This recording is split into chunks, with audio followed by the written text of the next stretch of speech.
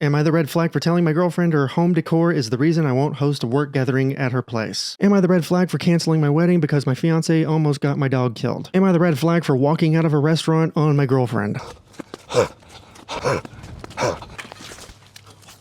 No! I have mud all over my butt. Now I gotta listen to these stories with mud all over my butt. Hello and welcome back. This is a segment called Am I the Red Flag, where I just read stories from the popular subreddit AITA, but just with my own spin on it. Okay, here we go. Am I the red flag for telling my girlfriend her home decor is the reason I won't host a work gathering at her place? I'm 32 and my girlfriend is 29. We've been together for over a year now. She's smart, funny, a bit quirky, and has a serious job with a good salary. We've had a great time together and generally get along very well. The only thing is, her choice in home decor is bizarre, to put it frankly, and not something you would think a normal grown adult would be into. What, does she have cocomelon curtains? Like, how bad can it be? My girlfriend has a wall dedicated to animation in one room of her apartment. Then there's the wall of framed preserved insects in another room. But not insects like butterflies or moths. Instead, she displays tarantulas, beetles, and large stick insects. Oh, hey guy! You douchebag! Her bathroom has a subtle theme of the ocean, pretty common, but instead of starfish or shells, she has an anglerfish nightlight, a small vampiric squid painting, and then a framed diagram of what apparently is a goblin shark right next to the toilet. You're a goblin shark! What is a goblin shark? I would say a majority of her home decor and furnishings are okay. The apartment itself is very modern and sleek. It's just the random decor and juvenile-ish theme like cartoons, insects, and bizarre ocean creatures that are off-putting. I'll be honest, I don't even know if I know what a goblin shark is. Is that like a thing or is it a mythical realm creature? Oh, that's terrifying. Oh, that is disgusting. Well, you know, some poops are scary. So that was placed appropriately in the bathroom. This is where I might be the red flag. I avoid bringing people over to her place, especially people from my job, because of how juvenile it looks. Everyone's impressed when they see the high-rise, but that quickly fades once you enter. The one time I brought a work colleague over, they ended up telling me after that they found her insect wall terrifying. I work in finance, and appearances and first impressions are important. Finance bros are terrifying! My office will hold casual gatherings where we get together for a few drinks, good food, and we rotate hosts, and this time it's my turn. The problem is my place is under some construction and not an ideal place to be right now, so I've been staying with my girlfriend. My girlfriend suggested that we host my colleagues here since she has the space and thinks it'll be fun. I told her I planned on skipping my rotation and seeing if the next person would be okay with hosting early. She kept pressing on why I didn't want them over here, so I finally said it's because her home decor is strange and not something a grown woman would have, and also that her insect wall horrified the one colleague that did come over. My girlfriend got mad and said at the end of the day it's not my space and that these things bring her joy. She also said that she is indeed an adult woman, which is exactly why her apartment is decorated in such a manner. You're damn right, my sister in Christ! Boundaries! I love my girlfriend, I do. No, you don't. Shut up. And it's okay to have different It's okay to have different interests. I have insects on the brain now. But does an adult really need to decorate with them besides a few things here and there?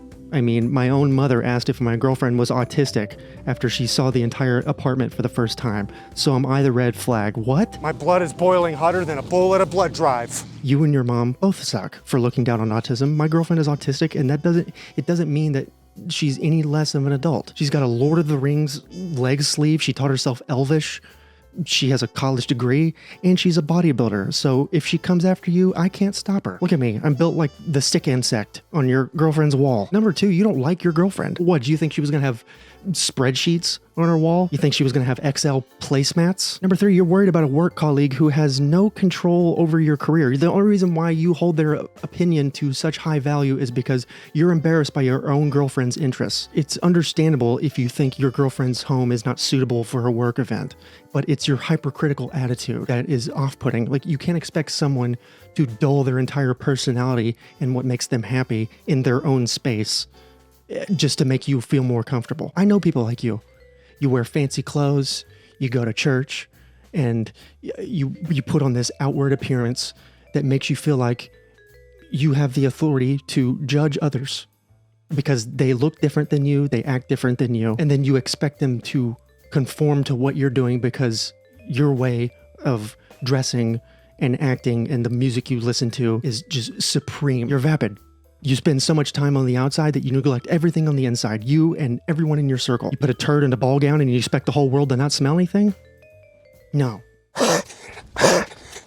Next story. I have pig bath ingredients all over my new merch. Am I the red flag for canceling my wedding because my fiance almost got my dog killed? Oh, there's a dog in this one. Oh, God. Deliver me. Deliver me from rage. Me, 28 male, and fiance, 27 female, have been together for 4 years, engaged for 6 months.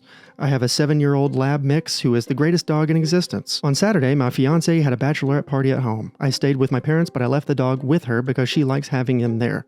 However, I made sure to tell her to put the dog in our bedroom once the party gets going. Madam, if you lock that dog in that bedroom, I'm starting a DPS. Dog Protective Services. At 5 a.m. on Sunday, I got a frantic call that something was wrong with the dog. She was drunk, so I told her to get a taxi and go to the emergency vet clinic. When I got there, she looked like she hadn't stopped crying for hours, and she couldn't even speak. 2 of her friends were there, so they told me my dog is alive, but not well. I felt sorry for her for an entire 10 minutes while waiting for the doctor. Please hold me. I tremble. Then the doctor told me my dog ingested large amounts of alcohol and chocolate edibles. The girls apparently thought it would be cool to leave everything out on short coffee tables, leaving the dog to wander around instead of putting him in our bedroom and then get wasted and not notice he was going to town on the booze and edibles. When we got home, I told my fiance to pack and get out of my house and my life. I told her to tell her guests the wedding is off, and I'll tell mine. She was shocked, but she took her things and left. 2 hours later, I get bombarded by messages on Messenger, WhatsApp, by her sisters, brother's wife, her mom, her friends, telling me I am insane to do this after 4 years. They started off defending her, but it quickly turned into insulting me. The logical thing for me to do was to look for comfort in my friends and family. Nope, they all agree. My mom said, well, it was a mistake. She didn't do it on purpose. Besides, the dog didn't die. Lucky me, eh? My dog didn't die. Does this dog have healing powers? Is he biblical? Because this is harsh. This is harsh. This better be that Leviticus lab, dude. They better have nailed this dog's paws to the cross. My sister was appalled that I canceled the wedding over that. And even my best man said I might have overreacted. Yes, our relationship has had ups and downs, but it's mostly worked fine. But I am so disgusted at my fiance that I can't even imagine looking her in the eye, let alone spending my whole life with her. By the way, this is not the first dumb thing she has done. She likes to text while driving. She always leaves stuff on the electric stove, like kitchen towels, the cutting board, etc.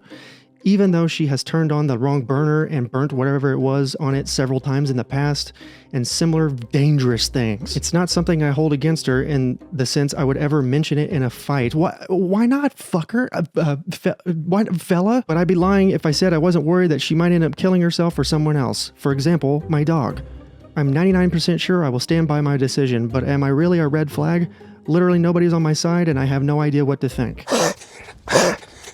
Okay, before I read the update on this one, I don't understand why you wouldn't address this to her. Like, I completely get your concern, how she's ridiculously careless and negligent, and that's a valid reason, but why not mention it to her or to anyone? Update. Posting here kind of triggered me to conclude this isn't about the dog at all. She is negligent and irresponsible, and I don't want to stick around and possibly see our child die in a car accident someday because she was texting or she forgot to put his seatbelt on. I'd rather be a red flag now than spend years of my life worrying every time our child is left alone with her. If she accidentally killed a person while texting and driving, I would also leave her. I guess I realized I don't want to spend my life with someone who has such blatant disregard for human life or animal life. If there's a consistent pattern of just not paying attention to things when you absolutely need to, and it's just an ongoing thing and it doesn't get any better and it keeps like, then that I completely understand why you would not want to be with that person. She's not paying attention to others, but honestly, neither are you. This has clearly been going on for a long time because happy couples don't end things over something like this. This was just the bail that cracked the camel's tail. I'm rewording that phrase because I enjoy wordplay. Despite any of this, you didn't tell a single family member, you didn't tell a friend, you had everyone buy wedding gifts and plan things and buy suits and just all this crap, and you had plenty of time to tell all of them and give them at least a heads up like, hey, I'm concerned. You saw this behavior for 4 years. And you proposed just 6 months ago. I think you're valid in your reasoning for not wanting to be with her, but you're both paddling in the same canoe here. Let's be real. Okay, one more! Actually, before we move on to the next one, gently press the button. What? 68% of you aren't doing it. What? You don't like to see a 32-year-old man run around a public park with a gigantic flag? Am I the red flag for walking out of a restaurant on my girlfriend? God, please, both of you be normal. I'm gonna pass out. Girlfriend and I were having dinner at a restaurant when she got a text from her best friend, who recently gave birth, and she said, oh my God, she got a C-section. She works as a nurse, so she explained to me the type of incision that they make for that and how it'll leave a scar. I think there's mud in my nose. I smell worms. I then, as a joke, said, at least she'll still be tight down there. Okay. My girlfriend looked confused and then said that was a weird comment to make about her friend. I then said it is a very normal joke to make, and she disagreed. There was some back and forth. I asked her to drop it, and she kept trying to talk about it. I said to her, you're so insecure. And then she goes, does it make you feel good to call me that? So then I got really frustrated, got up, and walked out of the restaurant and drove home. I am more confused than a housekeeper hired by a homeless man. How do you not hear yourself? She called me several times. I drove both of us there, but I was so frustrated I just wanted to get home, so I turned my phone off. Oh my God. The hole you're digging is not even a hole. It's a crater. You're making moon dimples all over this story. She showed up at our apartment 30 minutes later and was really pissed. She called me an asshole and overreacted and said she waited in the cold for over 20 minutes for an Uber. Am I the red flag for walking out on her and leaving her there for being frustrated?